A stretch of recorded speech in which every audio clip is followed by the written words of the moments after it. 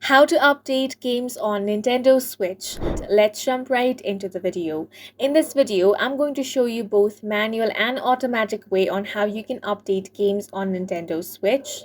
Let's start with the automatic installation. First of all, you want to select System Settings from the Home menu, then navigate to the System section, then set the Auto Update Software option to on.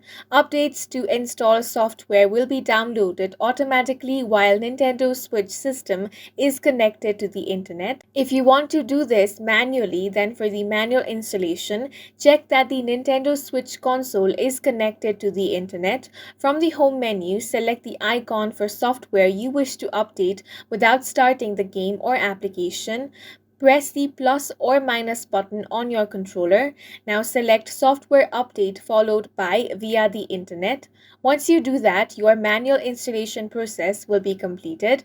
One thing you have to note is that if a software update is available when Nintendo Switch console is connected online, you will be prompted to download it upon starting the game or application. The steps I have mentioned can be used on Nintendo Switch Family and Nintendo Switch Lite. And that's it for this video. If you have any questions or confusions, do let us know on the comment section. And don't forget to hit the like button and subscribe for more helpful tutorials.